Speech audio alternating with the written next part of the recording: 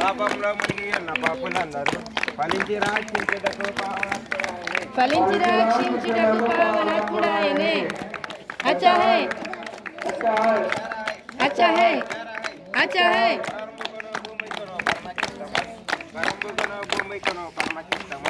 దేవాతి దేవుడిచ్చిన మనకు దివ్యకిష్టమా, దేవాతి దేవుడిచ్చిన మన క్రీస్తు నీతిని జాతిగా తెలుపండి, తీగది జాతిగా పలుకండి. గొల్లలు ప్రభు కడకేగిన రీతిని ఎల్లరు నడువండి, వేగమే ఎల్లరు నడువండి. ఉల్లములన్న సంతసించి ప్రభు ఎల్లడ తెలుపండి, వేగమే ఎల్లడ తెలుపండి. జ్ఞానుల భంగిని మానవులందరూ కనుకలియండి, వేగమే కానుకలియండి. మానవ కోటికి రక్షణ భాగ్యము దానము పొందండి, వేగమే దానము పొందండి. మరియ రీతిగను మనసు లోపలను మురియుచునుండి, వేగమే మురియుచునుండి. అరయుచునెదలో యేసు పాలుని చరితము తెలుపండి, వేగమే చరితము తెలుపండి. జయ జయ శబ్దము చేయుచు ప్రభునకు జయమని పాడండి, వేగమే జయమని పాడండి. జయ జయ మనసును జయ శబ్దముతో జయములనందండి, వేగమే జయములనందండి. జయ జయం జయ జయం జయ జయం. ప్రియా దేవుని సంగమా దుర్మిళ్ళారా, ఈ 2025వ క్రిస్మస్ క్యారల్స్ గా 17వ రోజులోకి మనం ప్రవేశించి దేవుని మొదటి రాకడను మనం ప్రతి వీధిలో కూడా ప్రకటించుకునే గొప్ప విధానం. మరి మనము అంటే ప్రతి మైక్ సిస్టమ్ వచ్చింది, మైక్ పాట పెట్టుకుపోతున్నాం. అలా కాదు, మా పాట పాడుకుంటూ చక్కగా జై జై కొట్టుకుంటూ వెళ్ళాలి. వీధి వీధిలో కూడా మనం పాడుకుంటూ పోవాలి పాటలు. అవునా అవునా కదా, పాటలు పాడుకుంటూ పోవాలి. కాబట్టి మీరు వస్తే ముందుకు రండి, చక్కగా పైకి తీసుకొని నువ్వు ఈ పాట అందుకని పాడింది, ఈ పాట పాడుకుంటూ పోవచ్చు రోజు. అది సువార్త తెలిపే పాట, అందుకని పాడింది ఆ పాట. కాబట్టి అందరూ కూడా చప్పట్లు కొట్టాలి, నోటితో పాటలు పాడుకుంటూ వెళ్ళాలి, ఇరవై వాక్యాలు చెప్తూ ఉండాలి. మరి ఆ గొప్ప విధానంలో మరి ఈరోజు కూడా చిన్న బిడ్డలు చక్కగా ముందుగా వస్తున్న చిన్న బిడ్డల ధన్యతతో మా చిన్న బిడ్డలు రావటం అంటే చాలా దీవెనకరం. అలాగా పెద్దవాళ్ళు ముందు ఉండాలి కదా, దానిలో కలుస్తున్నారు చాలా మంది. అవునా కదా, పనులుంటాయిలే అయినా కానీ దేవుని ఆలయం దగ్గర నుంచి అందరూ కలిసి వెళ్తే చాలా దీవెనకరం. మరి ట్రై చేయండి, ఎందుకంటే అది మంచిది. దేవుని ఆలయం దగ్గరికి వచ్చి మనం అందరం కలిసి వెళ్తే చాలా దీవెనకరం. మరి గొప్ప విధానంలో మన సంఘము మరి ముందుకు సాగుతున్న ప్రయాణంలో ప్రతి ఒక్కరు కూడా దేవాలయం దగ్గరికి వచ్చి అందరూ కలిసి వెళ్తే దీవెనకరంగా ఉంటుంది. కాబట్టి మరి ఈరోజు కూడా ఆ ధనికర విధానంలో బిడ్డలందరూ చక్కగా తిరిగిన యవనస్తులు, మరి ఈరోజు దీవెనకర విధానంలో గిరి చెప్పిన బిడ్డలందరూ కూడా మరి దేవుని నామాన్ని మహిమపరుచుకున్న గొప్ప సమయాన్ని బట్టి దేవాది దేవునికి వందనాలు చెల్లించుకొని వచ్చిన మీ అందరికి కూడా నిండు వందనాలు తెలియజేసుకుంటూ ఉన్నాం. ఈరోజు మనకి ఇచ్చిన లేఖన భాగముగా లూకా సువార్త 1వ అధ్యాయము 14 నుంచి 22 వచనాలు. లూకా సువార్త 1వ అధ్యాయము 14 నుంచి 22 వచనాలు. దయచేసి చదవండి.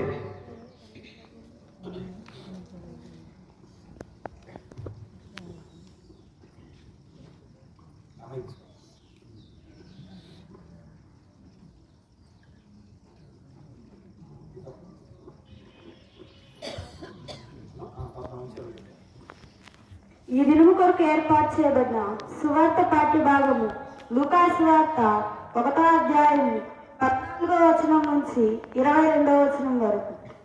అతడు ప్రభు దృష్టికి గొప్పవాడై ద్రాక్షరసమైనను మద్యమైనను త్రాగక తన తల్లి గర్భంలో పుట్టినది మొదలుకొని పరిశుద్ధాత్మతో నిండుకున్న వాడై ఇశ్రాయేలీయులను అనేకులను ప్రభువైన వారిని దేవుని వైపునకు మరియు అతడు తండ్రుల హృదయంలో పిల్లల తట్టుకును అవిధేయులను నీతిమంతుల జ్ఞానమును అనుసరించుటకు త్రిప్పి ప్రభువు కొరకు ఆయత్తపడి ఉన్న ప్రజలను సిద్ధపరిచుటకు ఏలియా ఆత్మ శక్తి గలవాడై ఆయన ముందుగా వెళ్ళను గనుక నీకు సంతోషమును మహా ఆనందమును కలుగును. అతడు పుట్టినందున అనేకులు సంతోషించలేను. జకర్యా, ఇది నీకేడాకు తెలియను, నేను ముసలివాడను, నా భార్య బహుకాలము గడిచినది. ఆ దూతతో చెప్పగా దూత, నేను దేవుని సముఖమందు నిలుచు గాబ్రియేలును, నీతో మాట్లాడుటకును ఈ సువర్తమానము నీకు తెలుపుటకును పంపబడుతుంది. మరియు నా మాటలు వాటి కాలమందు నెరవేరును. నీవు వాటిని నమ్మలేదు కనుక ఈ సంగతులు జరుగు దినము వరకు నీవు మాట్లాడక మైనవై ఇందువలన అతనితో చెప్పాను. ప్రజలు జకర్యా కొరకు కనిపెట్టుచుండి ఆలస్యమైనందున అతడు ఆలస్యము చేసినందుకు ఆశ్చర్యపడి అతడు వెలుపలికి వచ్చినప్పుడు వారితో మాట్లాడకపోయినందున ఆలయమందును అతనికి దర్శనం కలిగిన వారు గ్రహించింది. అప్పుడు అతడు వారికి సజ్ఞలు చేయించు మూగవాడై ఉండేను. ప్రియ దేవుని సంఘమా, బిడ్డలారా, మరొక గొప్ప నిబంధనలతో కూడిన వాక్యాన్ని దేవుడు ముందుగానే ఆ నిబంధన ఒడంబడిక చేసిన దేవాది దేవుడు అది ఎలాగా నెరవేర్చబడిందో ఈరోజు యోహాను జననం ద్వారా మరి నిరూపించిన గొప్ప సందర్భాన్ని ఈరోజు వాక్యం ద్వారా గుర్తు చేస్తున్న గొప్ప విధానం. మరి ఈరోజు అంశం కూడా అదే, యోహాను జననము. యోహాను జననము. మరి యోహాను జననం అనేది కూడా మా చరిత్రలో ఎంత గొప్పగా నిలిచిందో మనం గుర్తు చేసుకోవాలి. ఎందుకంటే ఎలిజబెత్ జకర్యా దంపతులు ఎంత నీతిమంతులుగా, నిరపరాధులుగా, దేవునిలో దేవుని దృష్టిలో ఎంత గొప్పవారుగా ఉన్నారో, యాజక ధర్మములో ఎంతగా గొప్పగా దేవుడు దీవించాడో, అలాంటి వారికి బిడ్డలు కలగలేదు అనేది వారి హృదయాల్లో ఎంత బాధ కలిగించిన సందర్భం. మరి ఆ యొక్క దేవాలయంలో ఆ యాజక ధర్మాలు చేసే సమయంలో పడిన సందర్భాన్ని మనందరికీ తెలుసు. ఎందుకంటే ఆ జకర్యాకి దూత దర్శనం ద్వారా ఎంతగా మరి సెలవిచ్చిన మాటలు కూడా మనం చూసాం. ఈరోజు యోహాను జనన విషయంలో మరి జకర్యాకి ఎలిజబెత్కి దూత సెలవిస్తూ చెప్పిన ఆ మాటలు ఎలాగా నెరవేర్చబడే గొప్ప విధానం ద్వారా మరి పాత్రమైన పాఠ్య భాగంలో ఆది కాండంలోనే నిబంధన చేసిన దేవుడు నెరవేర్చబడిన సందర్భాన్ని కూడా ఈరోజు మనం గుర్తు చేస్తున్నాడు. అందుకనే అక్కడ అతను ప్రభు దృష్టి గొప్పవాడై ద్రాక్షారసమైనను మద్యమైనను త్రాగక తన తల్లి గర్భమందు పుట్టినది మొదలుకొని పరిశుద్ధాత్మతో నిండుకున్న వాడై ఇశ్రాయేలులో అనేకులను ప్రభు అయిన వారి దేవుని వైపును త్రిప్పును. ఈ మాట ఎంత గొప్ప మాటగా ఉందో ఒకసారి యోహాను భక్తుల విషయంలో మనందరం కూడా గుర్తు చేసుకోవాలి. మరి పరిశుద్ధాత్మ వరం చేత పుట్టినవాడే, మనందరం కూడా పరిశుద్ధాత్మ శక్తితో జన్మించిన వారమే. యోహాను ఒక్కడే పరిశుద్ధాత్మతో జన్మించాడు, యేసుక్రీస్తు వారు కూడా పరిశుద్ధాత్మతో జన్మించిన వాడని అనుకుంటున్నారు. కానీ దేవుని సృష్టి ద్వారా, ఆయన శక్తివంతమైన సృష్టి ద్వారానే మనం జన్మించిన విధానాన్ని మనం గుర్తు చేసుకోవాలి. మనం వేరే విధంగా అనుకుంటున్నాం, కానీ మనందరం కూడా మా దేవాది దేవుడు ఏ విధంగా సృష్టించిన విధానాన్ని మనం గుర్తు చేసుకుంటే ఆ ఆదామును సృష్టించిన విధానం ఎంత గొప్పది. అలాగా ఒక స్త్రీ గర్భాన నిరూపించిన దేవుడే కాబట్టి అది దేవుని శక్తివంతమైన విధానం ద్వారా జన్మించిన విధానం. అందుకని అబ్రహాము 100 ఏళ్ల ప్రాయంలో జన్మించిన విధానం కానీ, జకరియా ఎలిజబెత్ వృద్ధాప్యంలో జన్మించిన సందర్భాన్ని ఈరోజు మనం గుర్తు చేసుకుంటే దేవుడు సర్వశక్తిమంతుడు అనేది తెలియచేసే గొప్ప విధానం. కాబట్టి ఈరోజు అమ్మ దూత వచ్చి చెప్పిన సందర్భంలో ఎంత గొప్ప మాటలు ఆ వ్యవహారం గురించి చెబుతున్న సందర్భం. అంటే చూడండి, అక్కడ ప్రభు దృష్టి గొప్పవాడై ద్రాక్షరసమైనను మధ్యమైనను త్రాగక తన తల్లి గర్భం పుట్టినది మొదలుకొని పరిశుద్ధాత్మలో నిండుకున్న వాడై ఇశ్రాయేలులో అనేకులను ప్రభు వైపునకు త్రిప్పును అని ఇక్కడ తల్లి గర్భం మొదలుకొని పరిశుద్ధాత్మతో నిండుకున్న వాడై. ఈ మాట చాలా మంది జాగ్రత్తగా ఆలోచన చేస్తే ఈరోజు తల్లి గర్భంలో పుట్టిన బిడ్డలు ఎలాంటి పరిశుద్ధాత్మ శక్తి ద్వారా ఎంత పవిత్రమైన విధానంలో ఉన్నారు. పసిబిడ్డలు ఏ కల్మషం లేని వారని ప్రతి ఒక్కరికి తెలుసు కదా. ఎలాంటి దోషం లేని వారని అందరూ వెళ్ళిన వారని. మరి పెద్దవాళ్ళైన తర్వాత ఎందుకు పాడైపోతున్నారు? పెద్దవాళ్ళైన తర్వాత ఇంకా జ్ఞానం తెలుసుకొని దేవుల్లో నడవాలి కదా, దేవుని మార్గంలో ఉండాలి కదా. అందుకనే ఈ మొదటి రాకడను మనం జ్ఞాపకం చేసుకుంటూ ఆ లేఖన భాగాలు ఎలాగా నెరవేర్చబడ్డాయో ప్రతిరోజు కూడా మనం గుర్తు చేసుకుంటున్నాం. మరి రెండవ రాకడ గురించి కూడా దేవుడు ముందుగానే శ్రమిస్తున్నాడు కదా. మరి ఇప్పుడేగా రెండవ రాకడికి సిద్ధపాటు మనం కలిగిండే వారిగా ఉన్నామా? కాబట్టి మా పరిశుద్ధాత్మ వరం చేత ఎలిజబెత్ జకరియా వారి గర్భాన జన్మించిన యోహాను కరెక్టే, కానీ మరి తల్లి గర్భంలో పుట్టిన మొదలుకొని పరిశుద్ధాత్మతో ఉన్న వారమే మన బిడ్డలందరూ కూడా, మనము కూడా. మరి ఎందుకు పెద్దవారైన తర్వాత చెడు మార్గం అనేది ఎందుకు ఈ లోకంలో ఉండి లోకమంతా కూడా చెడిపోయింది? అలా నోహంకాలంలో ఎలాగా దేవుడు చెప్పిన విధానంలో ఈ రోజు కూడా మనం అనుకుంటుంటాం కదా. ప్రతి ఒక్కరం కూడా వీధుల్లో కానీ గృహాల్లో కానీ ఆ లోకమంతా చెడిపోయింది, ఎక్కడ చూసినా చెడు ఎక్కువ అనే మాట మన్నాటి నుంచి వస్తుంది. ఆ చెడు ఎవరు చేశారు? ఆ చెడు మార్గం అనేది ఎవరిది? మనమే.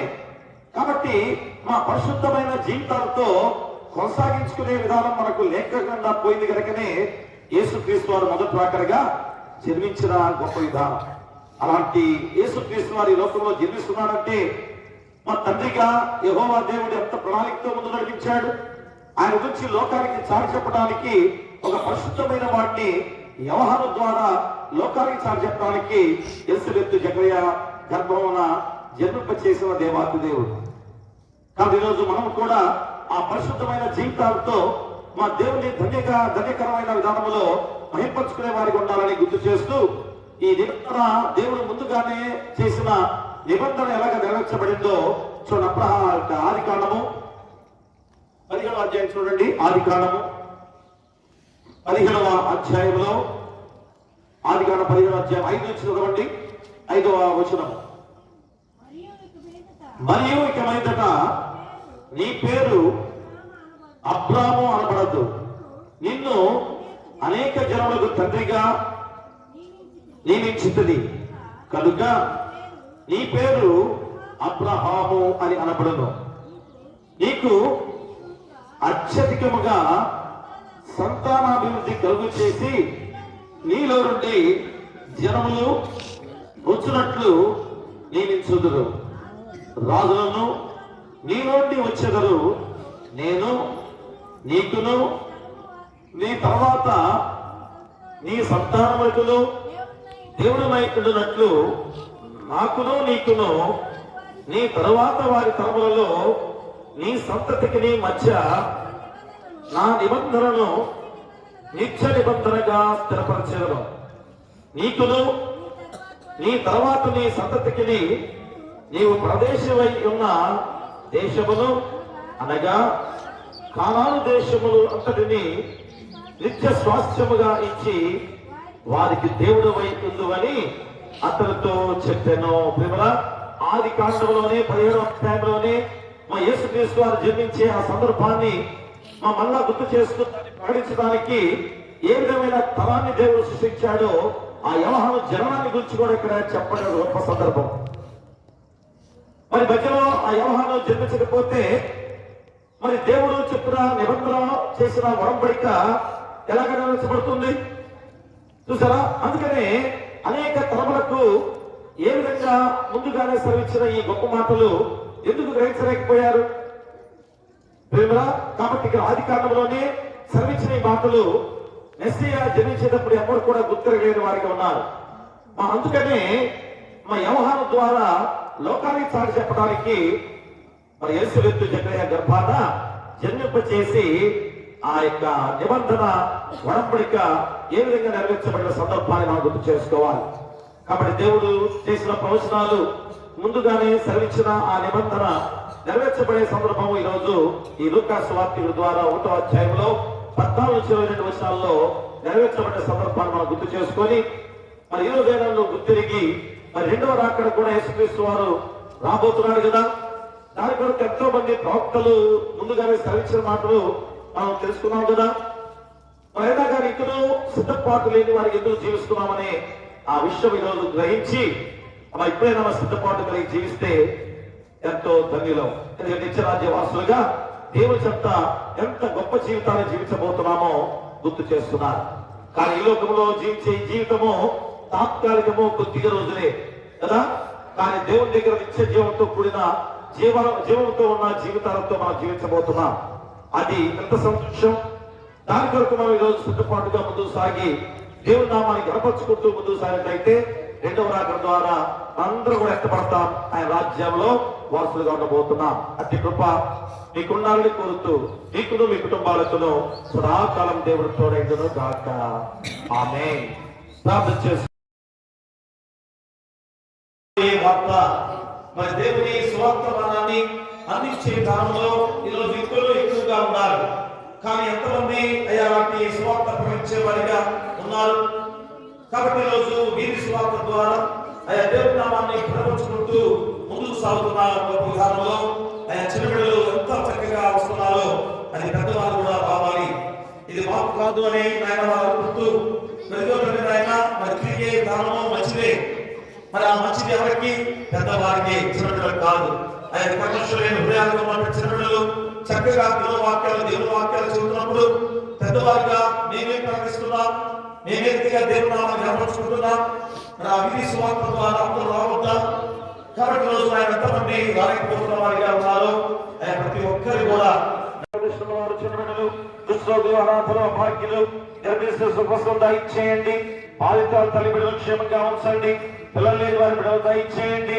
వివాహాలు కాని వారికి వివాహాలు చేయండి. గృహాలు లేని వారికి గృహాలు ఇవ్వండి. ఉద్యోగాలు లేని ఉద్యోగాలు దయచేయండి. ఆర్థికంగా ఇబ్బంది పడుతున్న వారికి ఆర్థికంగా సాయం చేయండి. నిజమైన ప్రకారం వ్యాధి చేస్తూ మీ కృప ఆశీస్సులతో వారిని కాచి కాపాడుతూ నడిపించమని వేడుకలు ప్రార్థన చేస్తున్నాం. అలాగే తండ్రి మరి సమయంలో మరి అనారోగ్యంతో బాధపడుతూ సంఘంలో గాని గ్రామంలో గాని హాస్పిటల్ గాని ఎవరైతున్నారో యేసు నామములో గద్దించి మీ హస్తాలతో తాకి ముట్టి స్వస్థపరచమని వేడుకలు ప్రార్థన చేస్తున్నాం. ఇందులో ఉద్యోగస్తులు దూర ప్రాంతాలకు వెళ్తూ ఉద్యోగాలు చేస్తుండగా కూలి పనులు చేసుకునేవారు ఎత్తైన ప్రదేశాల్లో దూర ప్రాంతాలకు కూడా వెళ్లి కూలి పనులు చేసుకొస్తున్న బిడ్డలుగా ఉండగా ఆయనకు వారికి వారి ప్రయాణాలకు ఆయన క్షేమకరంగా లాభదాయకంగా నడిచే బాధ్యత బిడ్డగా దయచేయండి. ఇతర దేశాలు ఇతర రాష్ట్రాల్లో ఉద్యోగాలు చేసే బిడ్డలు కూడా దీవించి, చదువుకునే బిడ్డలు కూడా దీవించి బలపరచండి. ఏ శోధన రానియకుండా వారు చదివే ఆ యొక్క కాలేజీ చుట్టూరు అది చేసే ఉద్యోగాల చుట్టూ కూడా మీ దేవదూతలు ఖచ్చితంగా ఉంచమని వేడుకలు ప్రార్థన చేస్తున్నాం. అలాగే తండ్రి నాయన మరి ఈ సమయంలో మరి నాయకులుగా ప్రపంచ నాయకులు, దేశ నాయకులు, రాష్ట్ర నాయకులు, జిల్లా నాయకులు, గ్రామ నాయకులు ప్రతి ఒక్కరిని కూడా చక్కటి పరిపాలన చేసే విధంగా మీ పరిశుద్ధాత్మ శక్తిని వారిపై కుమ్మరించండి.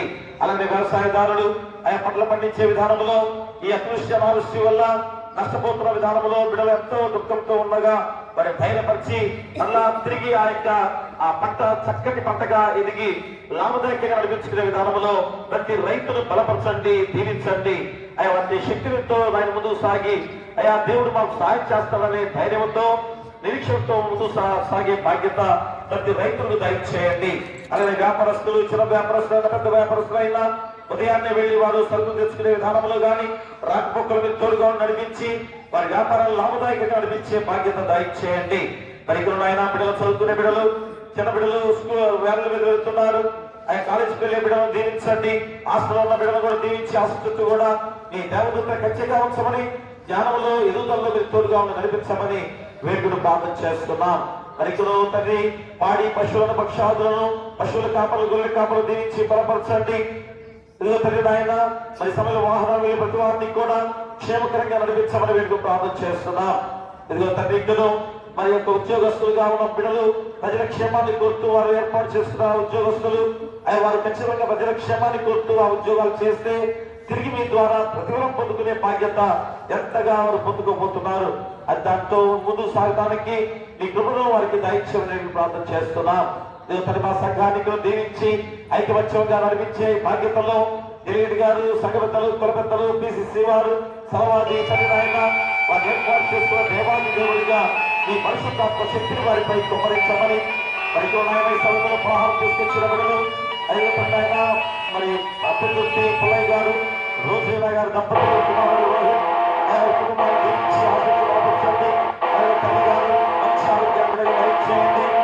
చేసే వ్యాపారాలు ఎక్కువగా ఉండి, వ్యవసాయంలో ఎక్కువగా ఉండి అత్యధిక లాభదాయకం అనిపించే భాగ్యం దయచేయమని దీవెనలతో తిరిగి పంపించి దేవదూత ఖచ్చితంగా ఉంచాలని నీ కుమారుడు మా ప్రభువైన యేసుక్రీస్తు ద్వారా వేడుకుంటున్నాము తండ్రి. ఆమేన్. తండ్రి